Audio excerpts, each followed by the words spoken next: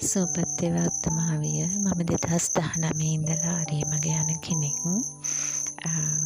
අද ඔබතුමියගේ live healing programme එකකට සහභාගී වුණා. එතෙන්දී මම ඇත්තටම ශරීරයේ වේදනාවල් එක්ක ඉන්දියේ ජොයින්ට් පේන් එකක් එක්ක සෙෂන් එක ඉවර වෙද්දී ඒ පේන් එක නැති වෙලා ගියා. ඇඟ සැහැල්ලු ගතියක් දැනුණා.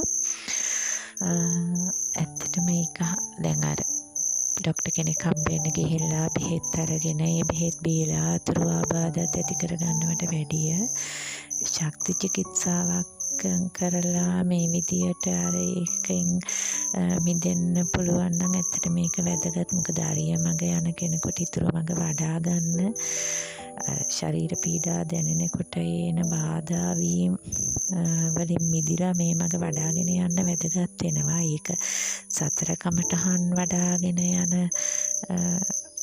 ගමනේදී මේ හීලින් ප්‍රෝග්‍රෑම් එක සතර කමඨහන් වඩන්නවට වැඩිය මේක වැදගත් කියනව නෙමෙයි. නමුත් වඩාගෙන යද්දී අපිට මලකඩ තට්ටු ගැලවෙද්දී එන ශරීර පීඩාකාරී ස්වභාවය වැඩි.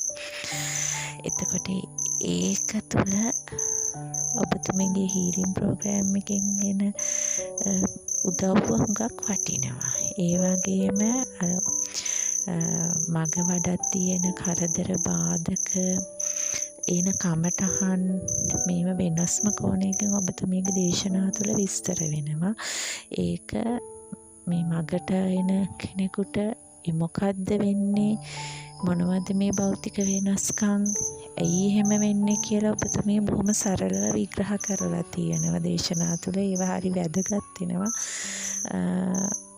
මොකද අපිට මුල් කාලෙදී සමහර වෙන කමටහන් දරා ගන්න අපහසු කමටහන් තියෙනවා.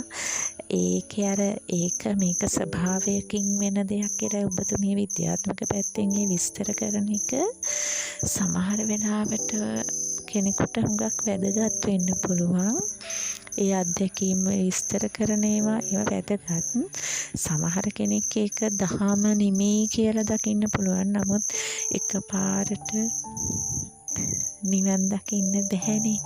මේ යන මග එන කමටහන් දරා ගන්න ඒ විදිය විස්තර කිරීමක් වැදගත් වෙනවයි කියන එක හිතෙනවා. මොකද එහෙම එක්ස්පීරියන්ස් එකක් බෙදා ගන්න එක අනිත් කෙනාගේ මාර්ග තමන් ඊළඟ ස්ටෙප් එකට චුට්ටක් හරි යන්න තල්ලුවක් වෙනවා කියලා හිතෙනවා. සුවපත් වේවා ඔබතුමිය. දිගටම දේශනා කරන්න කියලා ඉල්ලලා ඉන්නවා. සුවපත් වේවා උත්තමාවිය.